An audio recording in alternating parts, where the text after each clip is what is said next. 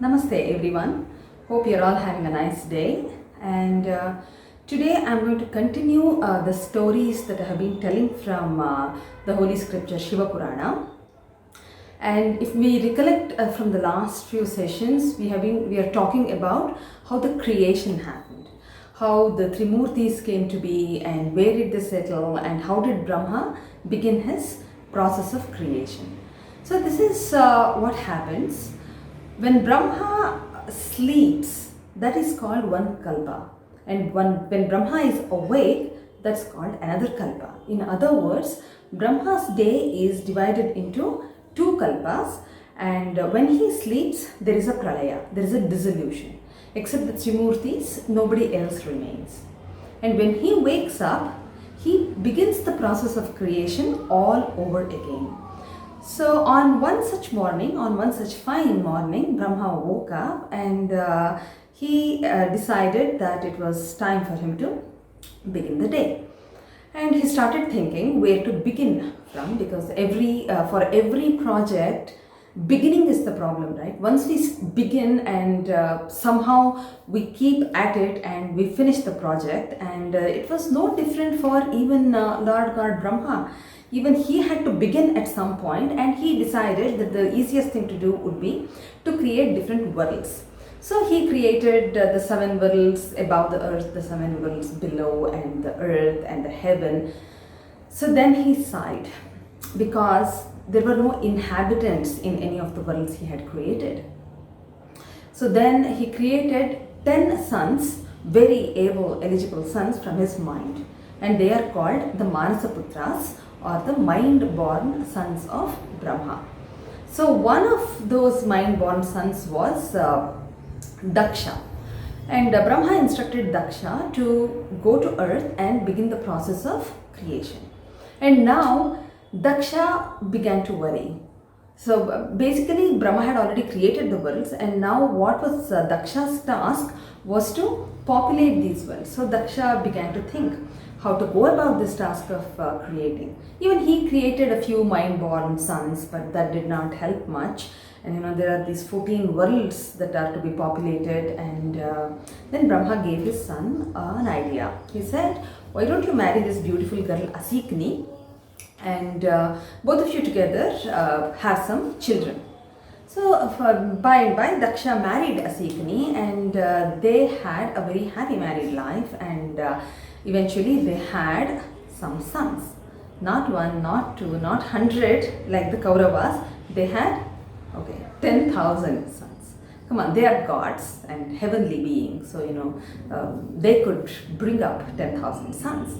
So they had 10,000 sons, and they were all collectively called the Haryashvas. So it's not possible to name 10,000 of them one by one, right? So maybe I feel that's why they were called the Haryashvas all put together.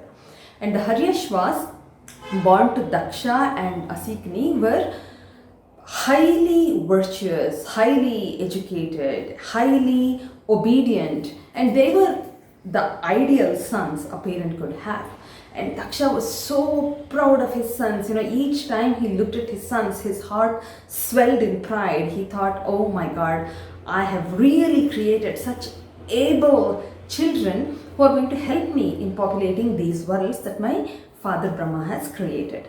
So by the time the Haryashvas finished their basic schooling of the Vedas, Upanishads, the weapons, and they were about 13 or 14 years of age, Daksha told them what they were born for, that their duty was to help him populate the worlds.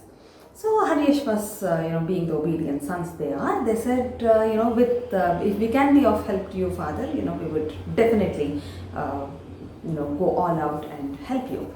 And Brahma said, okay, before we begin this process, I want you to go to this holy river or lake, the water body called Narayanasara. It's a lake, and I want you to take a dip in that holy lake and come out of the lake, meditate for a while, and come back, and then we will start the process. Haryashvas agreed, and all 10,000 of the brothers, left to the lake that their father asked them to. Daksha was already a little sad to see his sons, go out of his house, but then he consoled himself that they were going to be back very soon, and they were going to be one big happy family, and they were going to, begin the process of populating the worlds. So the Haryashvas reached Narayanasara, beautiful lake, beautiful blue lake, surrounded by trees and inhabited by animals. They fell in love with that spot, and they silently thanked their father for sending them to that beautiful place. They took a dip in the lake and they felt very rejuvenated. Then they also felt lighter, and they came to the river banks and started meditating. And they meditated for some time, and while they were still in the process of meditating, who has to come there? Well, it is the trickster sage Narada. So Narada came there and he started talking to all the Haryashvas one by one. By the way, Narada is also a mind-born son of Brahma, so that makes Narada and Daksha brothers. So Narada and these Haryashvas were so excited to see Narada. He's a heavenly sage. He sees the Trimurtis. He talks to them. So it's, he's a very, what do I say? He seemed like a superstar to these Haryashvas, because he routinely meets with the Holy Trinity. And then Narada asked them, so why are you all here? You're all so young, and this usually is a lake that sages take a dip in for attaining moksha. Why are you here? And the Haryashvas told him that they were there because their father had asked them to start the process of creation, help the process of creation. That's why they were going to take a dip in this holy waters and go back and help their father. Then Narada said, just hummed. He said, okay. Then the Haryashvas were a little taken aback. Why isn't Narada saying anything? So they asked Sage Narada, why? Why do you seem to be a little bit in doubt about what we are saying? So they said, I don't know. Have you seen any pralaya or the dissolution? The Haryashvas said, no, we are so young. Why will we see any dissolution? Narada hummed again. Okay. Have you, how much life have you seen outside of your palace? Haryashva said, what do you mean? We were educated all our lives. We stayed with our parents and we have seen whatever we had to see. Then Narada asked them, so with this kind of knowledge, do you really think you're capable of populating the worlds that Lord Brahma has created? Now the Haryashvas were a little taken aback. They were like, we don't know. That's what our father said. That, we should go and help him out. That's what we are going to do, go and help him out. Then Narada said, oh, okay, fair enough. Do you know how you will be helping your father? How the process of populating the worlds is going to happen? What kind of beings you are going to create? Any thoughts on that? Look, Haryashvas were young boys, right? They said, no, we are just hoping our father will help us. Okay, you get my point. Narada, step by step, convinced those boys that they really are not ready to help their father create the worlds. They really are not yet capable of populating the worlds that's created by Brahma himself. So now the Haryashvas got very worried. After listening to Narada for a few hours and a few days, they were really convinced that they should not be taking up the task.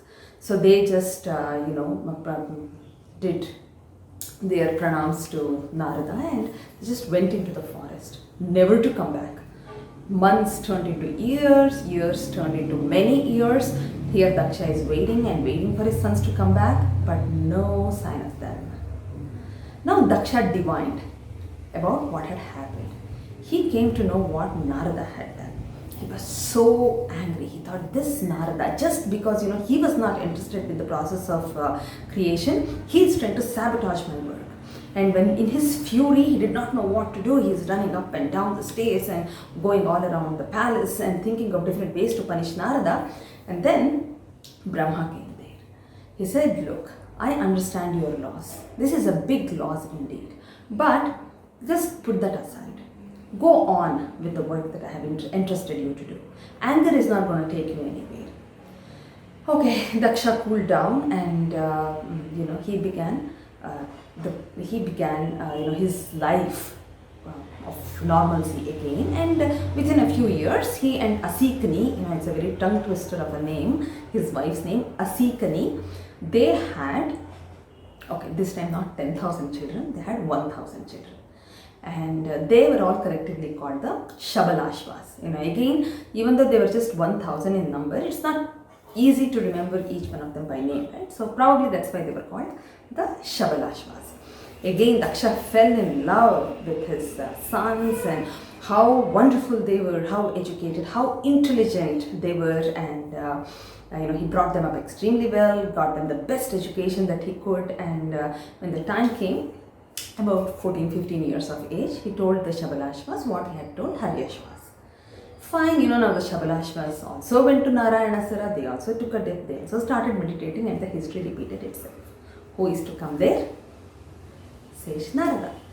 He yet again convinced these 1,000 sons that they really aren't ready to take up this task. They really should not even be thinking about populating the worlds that Brahma has created. So the Haryashvas, young boys they also got very scared, and just like their brothers, they also vanished into the forest and never came back. Now, months passed into years. This time around, Daksha tried to divine early on about what had happened, and yet again, he could see what Narada had done. Daksha could not believe Narada. Once, it's fine. But sabotaging my mission and destroying my sons the exact same way as the first time? He went to where Narada was and started screaming at Narada. Narada tried to say something, but Daksha was like, stop. I don't want to listen to one word of what you say. I'm so inclined to curse you with something really big, but I don't want to stoop to your low levels, but I will still curse you. From now onwards, just like how you drove my sons out of my home, you become homeless too. Just like how my sons are wandering somewhere in the forest, you also become a wandering sage. You will never ever be able to settle in one place, neither in heaven, nor on earth, nor in Patalaloka. You will always be traveling from one place to the other. Narada just sighed. He did not even argue with Daksha because he was so angry, and Narada just disappeared from there. And Daksha's anger still hadn't abated. He came back and he yelled in front of his wife, he yelled in front of his ministers, and he was unable to focus on anything because he was so angry. And then Brahma came there. Brahma said, Daksha, remember that Narada is also my mind-born son. If you are interested in the process of populating the worlds, I have entrusted him the work of making sure that the worlds are populated well. So he, with his divine energy, could figure out that Shabalashvas and Haryashvas were still not capable of populating the worlds. The world wouldn't have been created the proper way if they were to take up on this task. So that is why he did what he did. But you did not even listen to him, and you just cursed him. You got angry. He said, being in the position that you are in, you have to be calmer. So, and then he brought Narada also there, and he ensured that Daksha and Narada, understood each other, and there was peace between the two of them. And now Daksha apologized to Narada, and he went on to creating more sons, and one of his daughters was actually Sati. So next time we will look at how Sati came into being, Daksha's daughter, and how Daksha's children actually populated the worlds. If you see here, I keep using the word worlds and not just the world, because as I said, we believe that there are 14 worlds and each need to be populated differently. So that sort of brings us to the end of this, again a short story from Shiva Purana. But this story actually brings forth a few issues that we can think about. So if you have, most of you will have heard about this phrase or the term emotional intelligence. So lately, just like how IQ is measured, emotional quotient or EQ is also a measure for one's overall intelligence. So what is this emotional intelligence or EQ? It is just a measure of how one handles obstacles, how one handles life when things don't go their way, how one handles his or her own balance of mind. So now there are 3 examples that we can take from here. One is the young boys themselves, the Haryashvas and the Shabalashvas. So what happens most of the time is when somebody, especially someone whom we respect, tells us something, tells us something negative especially, we tend to wilt. We don't even question it. We don't even want to think that, we have to see if what they are saying may not be a lie, but if we can circumvent what the person whom we respect is telling us. So that's what these boys did, right? Yes, Narada came and told them that they are incapable. So instead of getting so convinced by that argument and just abandoning the project that they set out on and abandoning the education that they had obtained for so many years, they just disappeared into the forest. Instead, they could have gone back to the palace and discussed with their father that this is what Narada has done. Why did he say what he said? Is there anything that can be remedied, right? So that would be emotionally more intelligent. So that is the right thing to do. Even when someone criticizes us, instead of wilting or getting angry, we have to evaluate that criticism. It's very, very difficult when we are criticized to see if there is any truth in that criticism. We get angry because we have some kind of an image about ourselves and about our deeds. So when someone destroys that image, we get angry or we get depressed.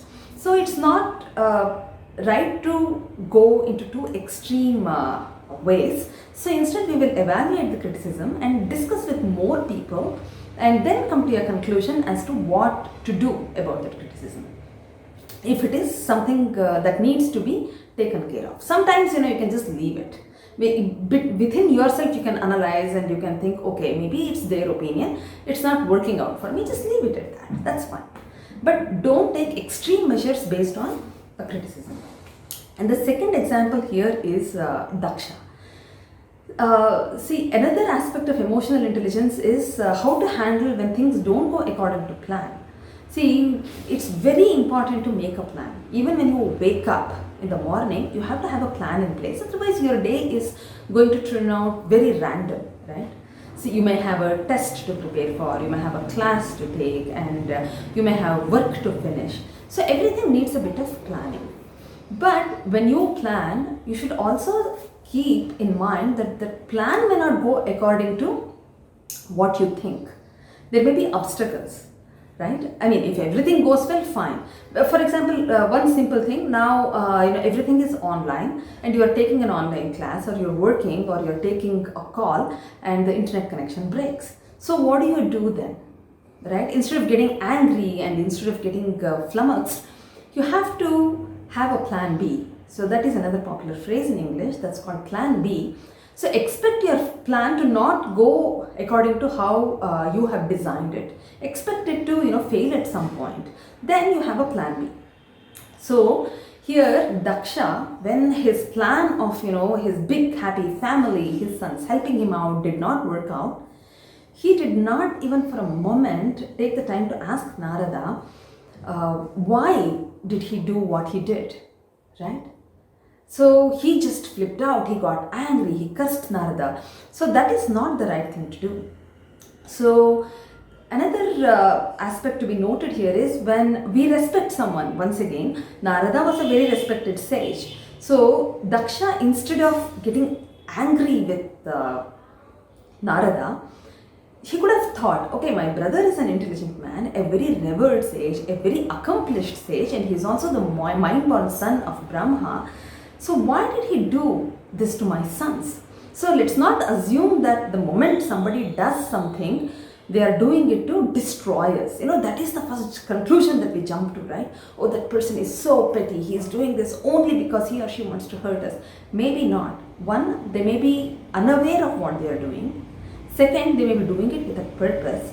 Three, they may be doing not to hurt you, but just to benefit themselves, right? So in any event, communicating helps. Going, however uncomfortable it is to talk to someone that we are angry with, once that anger goes down a little, I think it helps to talk to that person and see, what went wrong between the two of you. So that kind of brings me to the end of the story and the analysis of the story. So until we meet next time, I hope we can think about whatever we are learning through these Puranic tales. They are so rich, and as I keep saying, they are both educating and entertaining. And until next time, have a wonderful day, and namaste.